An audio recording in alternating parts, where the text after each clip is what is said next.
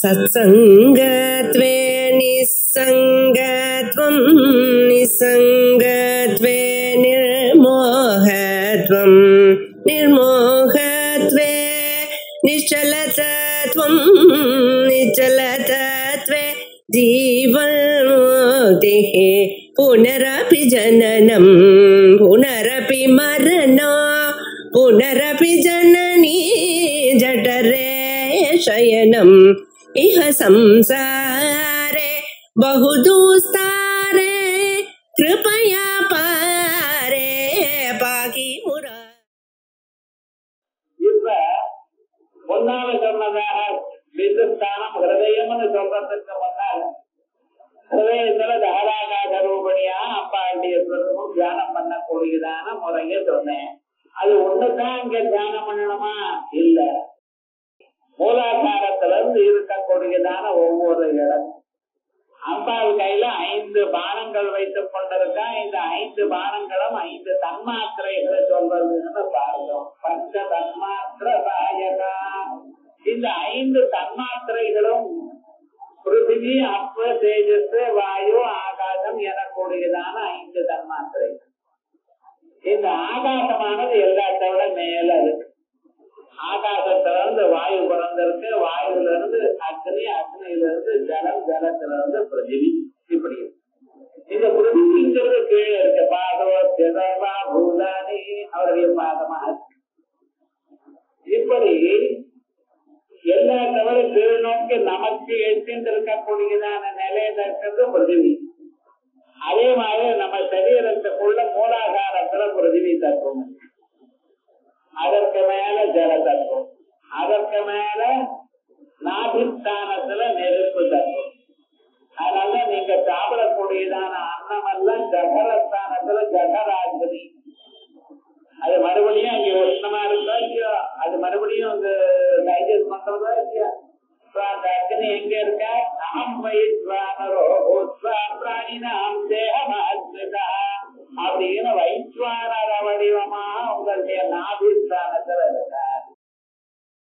அதற்கு மேல காத்து, காத்து எங்க இருக்கு? லங்ஸ் எங்க இருக்கு? இதயஸ்தானத்துல.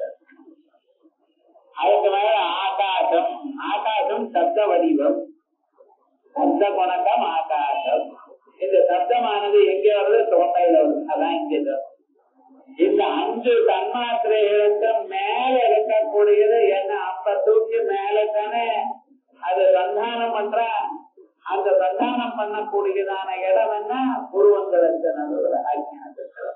அதான் மனத்தத்துவம். ஆகையால் பிக்சரஸ்கா நீங்க பார்த்தாலே உங்க சரீரத்துக்குள்ளே இந்த ஆகாச வாயு, வாயு அக்னே, அக்னே ராம, அத்ய பிருத்திவி, பிருத்திவியா ஓடதையா அப்படின்னு 5 சிருஷ்டிகள் முழுக்க நிம்மதி உங்க சரீரத்துக்குள்ளேயே. இது சரீரத்துக்குள்ள இப்படி 5 தன்மாத்திரைகள் இருக்கு. இத நம்ம ஜெயித்து மனசு எனக்கூடியதான வில்லோட அதை ஒன்றாக சேர்ந்து அத பரமாத்மா நடத்துல விட்டோமையானால் இந்த மனசானது இங்கே போய் சேரும், பரமாத்மாவோட ஒன்னாயிடும். இதுதான் விசேஷமாக உபனிஷத்துகள்ல சொன்னதான ஒரு தத்துவம். அப்படி நீங்க ஒவ்வொரு பூதமாக ஜெயிக்கணும் அப்படின்னு சொன்னா ஜெயிக்கக்கூடியதான வழியை சொல்லணும்.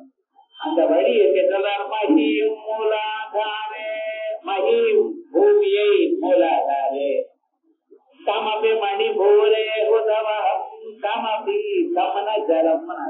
அது மணிபூரத்தில் சுதவகம் சிதம் சுவாதிஷ்டானே, சுவாதிஷ்டானத்துல நெருப்பையும், திருதி மருதம் இதயத்துக்குள்ள ஆகாசத்தையும் காத்தையும், ஆகாசம் பரி அதற்கு மேல விசுத்தி சக்கரத்துல தொண்டை இருக்கிற இடத்துல ஆகாசத்தையும், மனோபிப்ரூமத்தியே மனசை 2 புருவங்களுக்கு நடுவதையும், சகலமதி பித்வா குலபதம் எத்தனையும் உடைத்துக் கொண்டு இதுக்கு குலமார்க்கம் பேரு.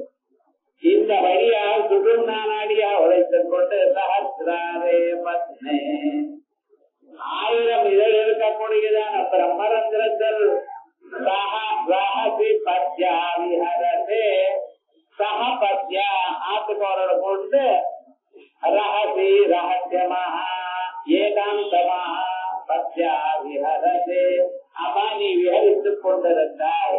லோகத்துக்கு அர்த்தம் சொல்லிய. ஆனா இதுல கொஞ்சம் கொஞ்சமாக நம்ம பார்க்கணும்.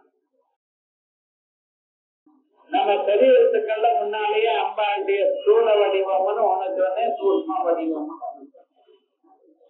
ஸ்தூல வடிவமா இருக்கிறது கரகரணாதியார ஸ்வரூபம். அதை நாம் புறத்தாடாம் புறமதிதுராமோ புருஷிகா கையில பாதங்கள், அம்புதங்கள், வில்லு, அம்புகள் இவைகளை வைத்துக் கொண்டு புல்லிரு போல பரிபூர்ண தன் மாதிரி பிரகாசித்துக் கொண்டாம்பாள் நம்மளை அனுகிரகம் பண்ணிக்கொண்டு நம்ம கண்ணுக்கு முன்னால வந்து நிக்கணும். இது ஸ்தூல வடிவம். சிதானந்தலஹரீம் அப்படின்னு சூக்ஷ்மம். இந்த சூக்ஷ்ம வடிவத்துக்கும் ஸ்தூல வடிவத்துக்கும் நடுவுல நம் சரீரத்துக்குள்ள சுற்றும்னா நாடி வடிவமாக நாடிக்குள்ள குண்டலினி வடிவமாக பாடத்தை கொண்டிருக்கார். இந்த குண்டலினி வடிவமாக இருக்கக்கூடியதான அம்பாள் தியானம் பண்ணும் பொழுது என்ன பண்ணிட்டு இருக்க? தியான ஜேயஸ்வரூபத்தை விட்டு விட்டு முதல்ல நான் இதை பார்க்கிறேன் எனக்கூடியதான வடிவமா இருந்தது. எல்லாத்தையும் விட்டு விட்டு அதுக்கு மேல இருக்கக்கூடியதான ஒரு ஸ்வரூபம் நிர்குணமான ஸ்வரூபத்தை அடையலாம். அந்த நிர்குணமான ஸ்வரூபம் சிவசக்தி ஐக்கிய ரூபம். அது எங்க? பிரம்மரந்திரத்தில். பிரம்மரந்திரத்துல நாம அடையணுமையானால் அந்த நிர்குணமான ஸ்வரூபத்தை சிதானந்தரஹரியும் எனக்கூடியதான ஒரு ஸ்வரூபத்தை நீங்கள் இந்த பிறவியில அடையணுமையானால் அதுக்கு என்ன வேணும்? மனசை ஜெயிக்கலாம். மனசோ யமனி பாவே அப்படின்னு மனசை ஜெயிக்கணும். மனசை எப்படி சார் ஜெயிக்கிறது? ஒவ்வொன்னா ஜெயிக்கிறதா? பூமியை ஜெயிக்கா, ஜலத்தை ஜெயிக்கா, நெருப்பை ஜெயிக்கா, கொஞ்சம் கொஞ்சமா ஜெயிச்சது வாங்க. அதை எப்படி ஜெயிக்கிறது? எப்படி தியானம் பண்றது? அதான் இந்த ஸ்லோகத்தை சொல்றேன். ஆகையால் மனசை கட்டுப்படுத்தி மனச உண்மணி நிலைக்கு கொண்டு வந்து அதுக்கு மேல மனம் இல்லாத நிலையில அம்பாளை பார்க்கக்கூடியதான ஒரு ஸ்வரூபம் கீழே சொன்னேனே. அதுக்கு வழி இந்த ஸ்லோகத்துல நாயல் சொந்தது என்னமோ இருக்கோம் நினைக்கூட. ஒவ்வொன்றுக்கும் ஒவ்வொரு லாஜிக். சூத்திரங்கள்ல எப்படி ஒரு அதிகரணத்துக்கு இன்னொரு அதிகரணத்துக்கும் சங்கதி இருக்கோ அதே போல இங்க சங்கதி இருக்கு. அந்த சுகாசிங்கோர மத்தியன்னு நான் சொன்னேனே, லௌகிகமான விஷயங்கள்ல ஆசையானது உங்களுக்கு விட்டு அந்த நிலையை அடையிறது என்ன? அந்த ஆசையானது விட்டு ஆசையை அடைந்ததுனால விட்டு இல்ல, ஆசையே உங்களை விட்டு விழுது. அகமத்யோ அமிர்தோ பவதி அத்திர பிரம்மதமஸ்னுதே அப்படின்னு பிரதாரத்துல சொன்ன பிரகாரமா அத்தனை ஆசைகளும் மனசோட ஏனத்தி சத்தியஜ எதனால விட்டியோ அந்த மனசையே விடுன்னு விஷ்ணுபுராணத்துல. அதேதான் இந்த மனசும் சேர்ந்து உங்களுக்கு போறதுக்கு வழி இப்படி அம்பாள தியானம் பண்ணுங்க. மூலாதாரத்துல இருந்து கிளம்பி ஒவ்வொரு சக்கரமாக வெளியில கிளம்பி வந்து ஜெயிச்சு அதுக்கப்புறம் மனசையும் தாண்டி சகசிராரத்துல அம்பாள் இருந்துருக்கா அப்படிங்கிற விசேஷமா சொல்ற. மகிம் மூலாதாரே பூசக்கரத்துல பூமியை மூலாதாரத்தையும் சமவி மணிப்பூரே இங்க ஒரு சின்ன ஆல்டரேஷன் பண்ணியிருக்காரு ஆச்சாரியர். சாதாரணமாக சுவாதிஷ்டானம் ஜலசக்கரம், மணிபூரகம் என்கிறது அக்னி சக்கரம். மணிபூரகம்ங்கிறது நாபிஸ்தானம், அங்கேதான் அக்னி இருக்கு. அதற்கு கீழே இருக்கு இந்த ஜலசக்கரம், அது சுவாதிஷ்டானம். இந்த சுவாதிஷ்டானம் மணிபூரகம் இவைகளுக்கெல்லாம் அர்த்தம் உண்டு. மூலமாகவும் இருக்கு, ஆதாரமாகவும் இருக்கு. சுஷும்னாக்க ஆதாரமாக இருக்கிறதுனால மூலாதாரம் என்ற பெயர். சு அதிஷ்டானம் எல்லா சரீரமும் அந்த இடத்துல அதிஷ்டானத்தை பெற்றிருக்க சுவாதிஷ்டானம். பணிகள் பரிபூர்ணமாக அங்க இருக்கிறதாக தியானம் பண்றதுனால மணிபூரகம். அம்பாள மணிபூரகத்துல சகலாபரண சமேதமாக தியானம் பண்ணினாலேயானால் இப்பிறவியிலேயே உங்களுக்கு க்ஷேமம் ஏற்படும். அம்பாள பார்க்கலாம், அதனால மணிபூரகம். அதே போல அநாகதம் விசுத்தி இவைகளுக்கும் தனித்தனி விற்பத்தி இருக்கு, எல்லாமே தந்திரங்களும் இருக்கு, எல்லாமே வேதத்திலையும் இருக்கு. கிருஷ்ண ஹிமான சம்புவநாசேஷ ஜெயமா அப்படிங்கிற அனுமாக்கத்துல இதை பத்தி விஸ்தாரமாக சொல்லிருக்கு. இது சதுர்மயிற்சி கண்டைகை எனக்கூடியதான ஸ்லோகம் பார்க்கும் பொழுது அந்த வேத மந்திரத்துக்கு அர்த்தம் பார்ப்போம். எல்லாம் வேதோக்தமான ஒரு தத்துவமாகத்தான் இருந்ததுல. அப்படிப்பட்டதான அந்த ஸ்வரூபம் ஆச்சாரியால் என்ன பண்ணியிருக்கார், அவன் பார்த்துட்டு அவன் தானா இதை சொல்லி உபாசனம் பண்ணிவிட போறான். பண்ணினா அவனுக்கு அது சரியா வந்தா பரவாயில்லை.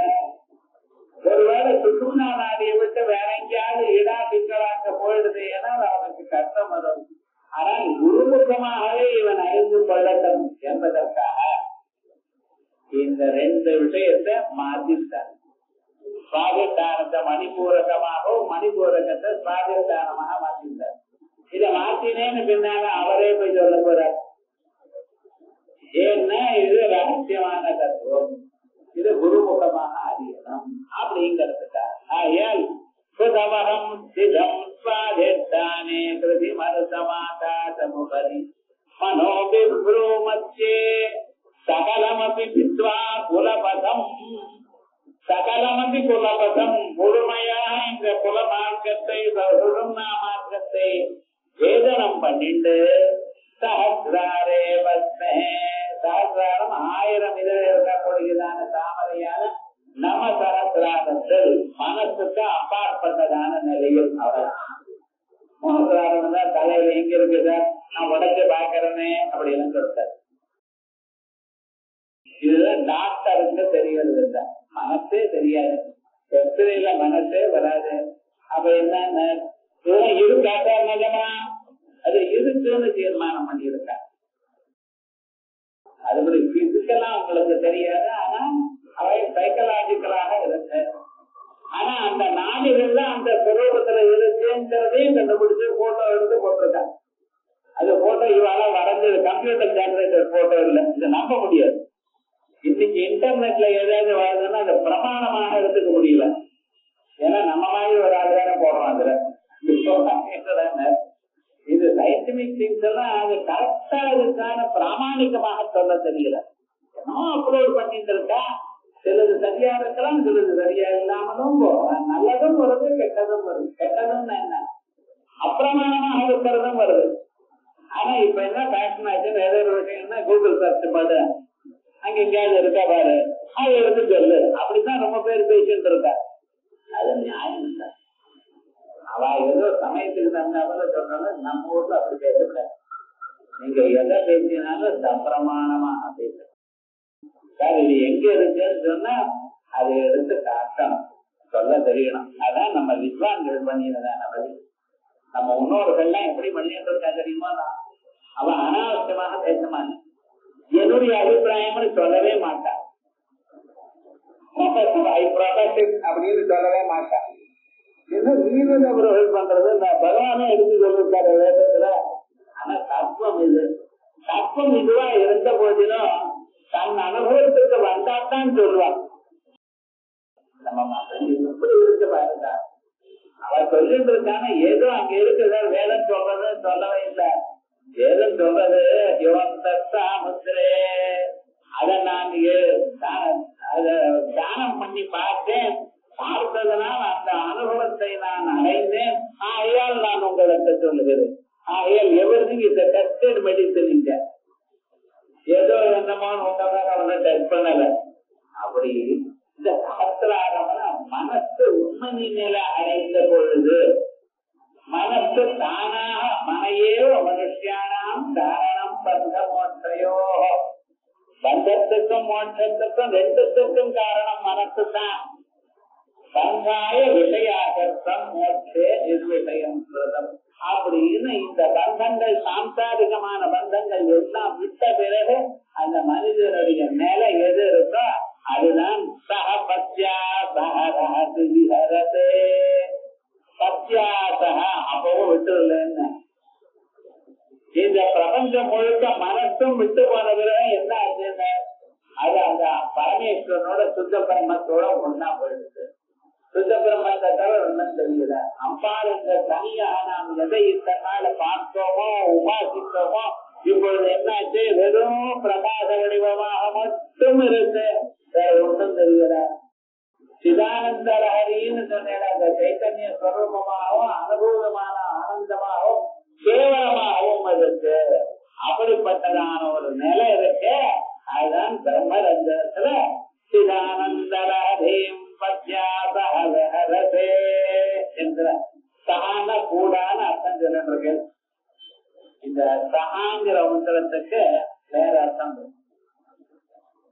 அக்ஷரங்களுக்குள்ள ஆன் ஒரு அக்ஷரம், சான் ஒரு அக்ஷரம். இந்த ரெண்டும் சோகம் சஹா அகம், அதான் சோகம்னு.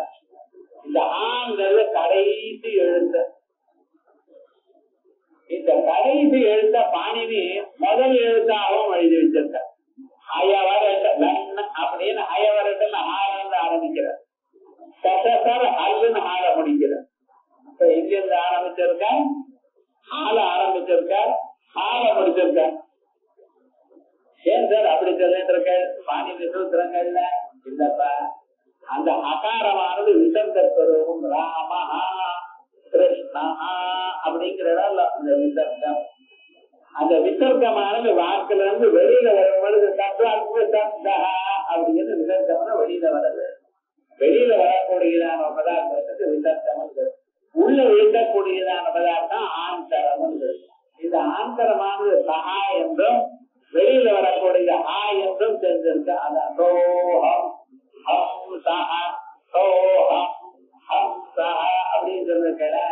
இந்த ரெண்டையும் சேர்த்து அந்த ஒரு ஸ்வரூபமா சஹரஹசி சஹத்தியமாக சஹரஹசி பத்யா விஹரதே அப்படின்னு விசேஷமா அம்பாளுடைய ஸ்வரூபத்தை இங்க நமக்கு எடுத்து சொல்லியிருக்க. இது எங்க தியானம் பண்றதுன்னு சஹஸ்ரார பத்மத்துல தியானம் பண்ணணும். முன்னால மணிப்பூரத்துல இருந்து ஹிருதயத்துல தியானம் பண்ணணும்னு சொன்னேன். இங்க நீங்க எங்க சொல்லிருக்க? 1000 இதழ் தாமரையா இருக்கக்கூடியதான பிரம்மரந்திரத்துல தியானம் பண்ணணும் அப்படின்னு விசேஷமாக சொல்ற. அம்பாள் இருக்கிற இடங்கள் எங்க இருக்கு? உரைகின்றனின் திருக்கோயில் நின் கிழவர் ஒரு பக்கமோ, அறைகின்ற நான் மறையின் அடியோ. அறைகின்ற நான் மறை சொல்லக்கூடியதான நான் மறைகள் இருக்கு, அதனுடைய அடியோ. அடியோன்னு ஆரம்பமோ நம்பம் அப்படின்னு ஓங்காரமோ, மறைகளின் அடியோ அல்லது முடியோ. அடியோ ஆரம்பமான ஓங்காரமோ அல்லது முடியோ எந்த